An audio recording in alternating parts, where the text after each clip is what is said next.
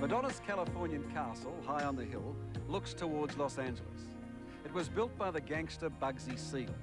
During Prohibition, Bugsy used it as a speakeasy. Now, Madonna loves its seedy past, as she loves the paintings of old Mexican communists like Diego Rivera. Now, sitting in the lounge room next to her, you've got to remind yourself that Madonna is almost 37. She's in good shape, maybe a bit too much makeup. A vegetarian, no drugs, an exercise freak. She's reported to be worth over $150 million. Whether you like her or not, Madonna is an icon, alongside Elvis and Marilyn Monroe. Madonna, thank you for inviting us to your home. It's very kind of you. You're welcome. No, you've not had cameras here before, television cameras? No, it's a virgin house. A virgin house, is it? Yes. So this is the house I keep reading about, the one that you painted and upset the neighbours? Yeah. Yes, I upset the neighbors by painting my house something besides white. Apparently white is the color your house is supposed to be in California, I guess. Yeah. It's actually taken from a style of painting that they have in Italy. A lot of the houses in an area in southern Italy called Siena, they have villas everywhere and they're all painted striped like that. So my brother went to Siena, he saw it, that's where he got the idea to do it. But not Hollywood, eh? No. I just brought a touch of Italy to California. Is this, part of being Madonna, the fact that anything you do, someone's going to get upset? Yeah, I guess so, because I don't usually do very conventional things, so... On the one hand, people expect me to not do conventional things, or to do unconventional things. On the other hand, every time I do something, everyone sort of gets their feathers ruffled, so... I take it you didn't do it to try and... No, please. Yeah, I wanted people picketing my gate, my front gate. Now, again, being Madonna, someone this morning tried to... Or someone was around here. Does that go with the... The territory of being famous? Yeah. Yeah, I think most celebrities have to deal with people getting obsessed with them and hanging out in front of their house. Does that trouble you, living in a place like Los Angeles? Well, it happens to me everywhere, even places I don't live, so... I mean, people that are really into you follow you wherever you go, when you're on tour, when you're traveling around and stuff. I see the same people everywhere. Not psychos or anything like that. I mean, just fans, like kind of obsessive fans. They sort of go everywhere you go. Like you're like in one part of the world, you go somewhere else, you're like, oh my God, this person is standing in the front row of the concert. You know, you're in South America, then you go to France and they're there too. Then you go to Israel, they're there too. Then you go to Australia and they're there too. It's like, God, don't they have to work? But it just comes with the territory. I don't really think about it. If I think about it too much, I think, you know, it would bother me. What's the best thing about being Madonna? We talked about the bad things. What's the best thing? The best thing? Yeah. Like, what do I like best about myself? My resilience, my survival instincts. I think that's one of my strong points. But how about being Madonna? I don't think there is a best thing about it, because once you achieve a certain amount of fame, you're suddenly like public domain, and everything that's said about you and believed about you is nowhere near the truth. It's like a monster that goes on by itself, and you have nothing to say, and so much is public perception that builds and builds and snowballs into something that ends up being completely what you're not, and I couldn't think that there's anything good about that, because I'm forever meeting people and they're always saying to me, God, you're not anything like I thought you'd be, you know, and I think that has a lot to do, that's part of being famous. I don't think that's good at all. Being so popular, I mean, anyone who can sell 100 million albums has to have a success formula, don't you? But a formula? Well, have to be successful. Yeah, no formula. But that's difficult for people to know, isn't it? You tend to think, especially in our societies, that if you're popular, you then become a target for critics, don't you? Yeah. As though being popular was easy. Yeah, I think what people fail to realize is how much guts it takes to do what we do, what any artist does. I mean, I don't think people just see the finished product all this time. They hear the record, they see the movie, whatever, but they're not there on the day-to-day, you know, living experience. They don't understand what you go through. Nobody does. And you know what? They don't need to. But I think when people sit around and rip people to shreds when they see their art or whatever, I think it would do them all a bit of good, and I'm not just speaking about myself, if they could just try and sit down and realize how much work goes into anything and how much guts it takes to put yourself on the line and say, here's my work, here's my heart and soul. Was that the dream when you were the little girl back in Michigan? Was that the dream to be an international superstar? No. What was the dream? I wanted to be a dancer when I was a little girl. That was my dream. And or a nun? Well, that only lasted a few years. But I wanted to be a dancer, and I came to New York, and I did become a professional dancer, and then one thing led to the next, and then soon I was in the music business. And always the exhibitionist or an extrovert? I think that I was what is very common in big families. Like, you know, if you want to get noticed, you have to yell loud. If you want to, you know, I think I have 8 brothers and sisters, and I think that, you know, that was like a survival skill I had to learn growing up with a big family, you know. But on look stage? at me, look at me. And I just think I perfected that, you know, as a performer, you know, and grew into that. Again, I sort of chucked the quotes at you that I've read, that may not be yours, but one in which you said that you have this terrible fear of being mediocre, that drives you. I think maybe in the beginning I had that, but I'm not afraid of that anymore. Right, a great feeling, it's a great feeling to be powerful, and now you're clearly powerful, given you. Yes, it is, yeah. Did you go after power? No, in the beginning, Hedonistic, or did you go after satisfaction in the job that you do and the art that you want to create? Were you hedonistic? When you're standing on stage and you see a smile come to someone's face, that gives you pleasure. I think when someone comes up to you and says, God, I heard your record and I just love this song, or I was feeling so down and this song really cheered me up, or whatever, I mean, that gives me pleasure. So, and it's also a powerful feeling because you know you've affected someone. So, yes, I wanted to affect people that way. I wanted to make people feel good about things, and so I don't know if you want to call that going after something for pleasure or going after something for power, but... How talented are you? Tough question. I think I couldn't answer that question. What is talent? You know, I think that I have a lot to offer, and I'm very proud of my work. If I ask that question of a sprinter like Carl Lewis, or a beautiful woman like Elle, without any ego, she'd have to say, look, I'm beautiful, or Carl Lewis would have to say, I'm fast. Now, you don't need to prove any more, but clearly because you're successful. Well, I have to be very careful about what I say, because everything I say is held against me. Is that right? Yes.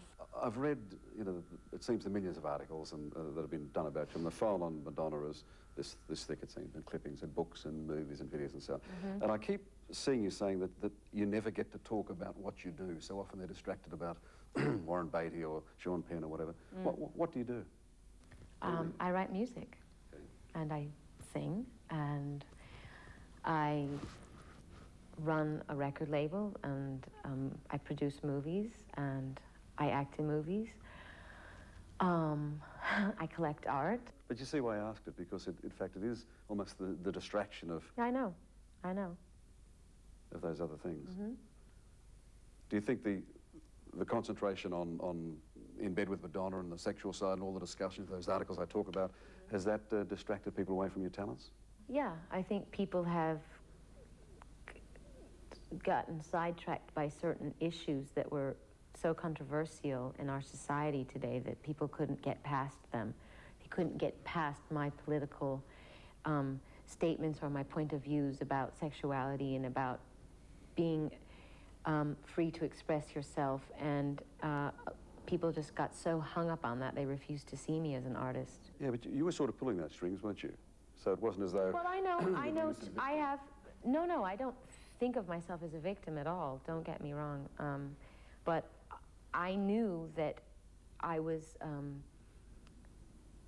dealing with taboo subjects, and I knew that it was going to upset some people. I didn't think it would upset that many people, and I didn't know that it would resonate for so long. Really?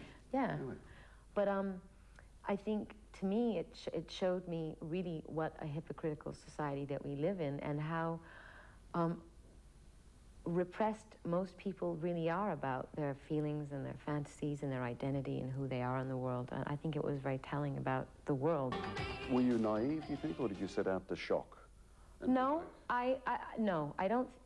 Maybe I was a little bit naive, I suppose. I mean, when you're an artist and you're creating in a vacuum, a lot of times you don't realize the effect that you're going to have, and which, to me, contradicts what everybody thinks of me, that I'm so calculating and that I plan things. I mean, I have ideas, and I execute them. I'm very impulsive when it comes to the creative impulse, whatever. I just do it. But this is a very conservative society you live in, isn't it? Yeah, but I didn't realize how so. I mean, the very fact that people were telling me when I wanted to put my sex book out, oh, you can't do that, you're going to make so many people mad, oh, you can't, oh, but you're so popular right now, and oh, the fact that people were telling me I couldn't do it made me want to do it even more, because I felt like, well, what's the difference between me doing this and an actress posing nude for Playboy or whatever? The only difference is that I'm making money off of it, and that's what pissed a lot of people off. I mean, we are surrounded by the same kind of erotic images that I put in my book all the time in film, on television, in magazines and literature and everything. But because I'm a pop icon or whatever you want to call me, which means that I'm popular, which means that my ideas can't be controversial, they have to be popular. And I sort of broke that rule, yes. You know. It was often said, of course, of Elvis and Marilyn Monroe, wasn't it, that they started out quite radical and quite on the extreme of American society. Right. But society sucked them back in and made them conform. Certainly well, Elvis. I think they tried to make them conform. I don't think Elvis Presley was ever able to live up to what people wanted him to be. And I think neither was Marilyn Monroe, and that was their downfall, because I think that they didn't have the survival skills to sort of stick to their guns and say, this is who I am, this is who I want to be, and screw what everybody thinks. And you do? Well, yeah, I think I do. Yeah. Let me read from you then, I presume this, because you partly wrote this song, Inside of Me, from the new album, in which you say that, in the public eye, I act like I don't care. When there's no one watching me, I'm crying. Are you? Sometimes. I keep a picture of you, your mother. Yes. Next to my bed at night, and when I wake up scared, I know I'll find you there watching over me. Does she give you that protection? Yes. Why? Because she's my mother. Why is that so hard to understand? She's no longer here. Yes, she is. Don't you believe in reincarnation? And do you think that when a person dies, their spirit goes away and that they're no longer there? I mean, has anyone ever really, like, close to you ever died? Yes. And you don't you feel their presence? Yes, I was anxious to hear I hadn't heard you talk about reincarnation before. I've certainly read that. How many photos of your mother would you have around? I have Plenty? Pictures of my mother everywhere. But I have pictures of my family everywhere. And people that are close to me that have died, I feel that there is a part of them that stays with me. They never leave. So. Love tried to welcome me, Madonna. Loneliness has never been a stranger to me. Right? Love tried to welcome me, but my soul drew back. These are my lips, they whisper sorrow. I don't know happiness. Instead of spring, it's always winter. Is that just a mood, or is that Madonna? I think everyone feels loneliness sometimes. I think everyone feels sadness. I think everyone feels certain times in their life, God, you know, I had something great and I screwed it up, you know.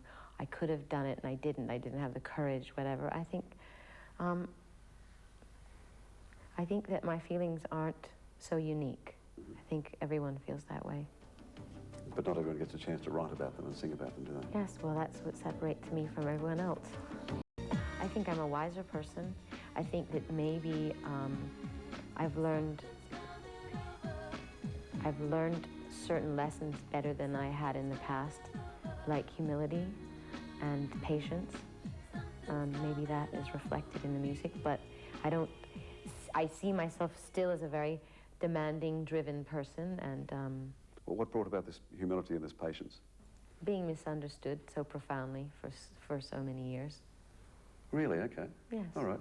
Yeah, I mean, you've referred to that, but I mean, to the point where you get bloody angry and... No.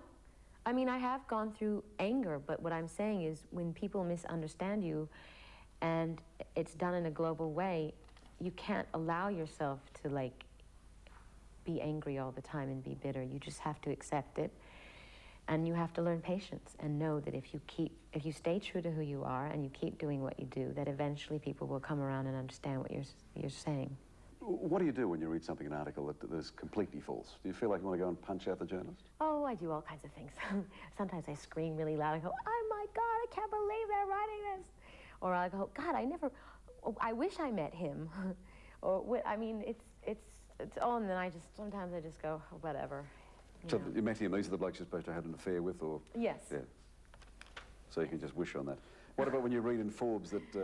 Exactly. I wish I was having all the fun everyone says I'm having. And you're not having all this fun?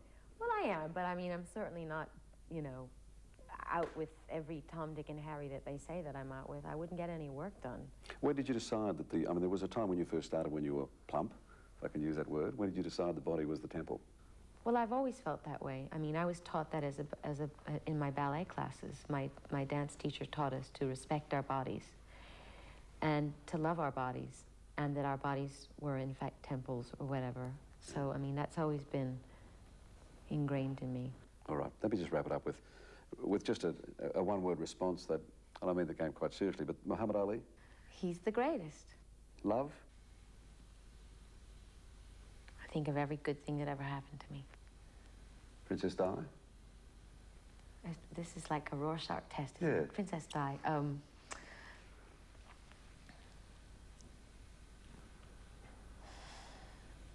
Tortured. David Letterman? Funny. Sex?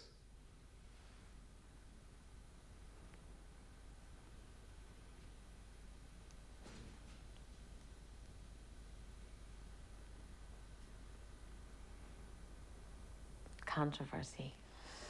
There's a long pause on that. Nuns? Nuns. Special. Your mother? Specialer. Your father? Specialer. No, my father, I would say resilient. Okay. Marriage? Sacred. Do you worry about getting old? I just hope that I can still, like, run 8 miles and... Let me tell you something you won't be able to. Well, all right. Well, I'll run 3. Do you want children? Oh, yeah. Definitely. A big family? Not a big family. 2 or 3. Will you have them? Yes, I will. What's it going to take, apart from a bloke? I think that's it. That's the missing ingredient, which actually it's not a missing ingredient. It's going to happen.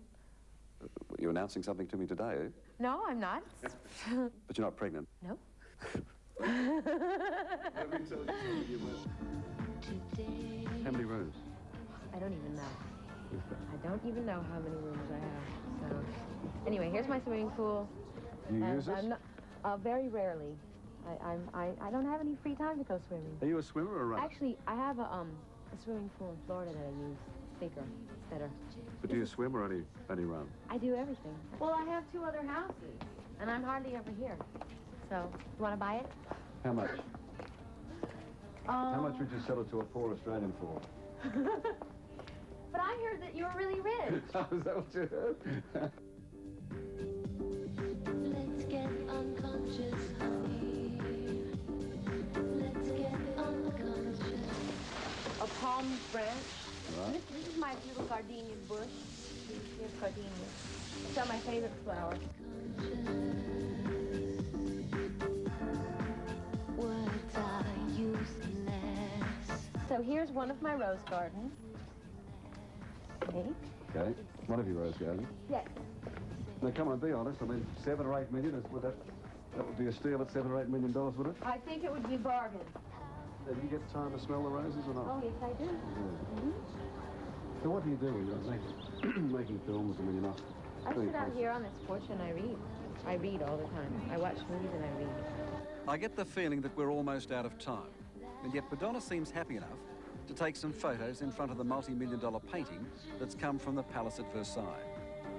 She offers to sell me the house at a bargain price. But she never promised me a rose garden or anything else. Honey.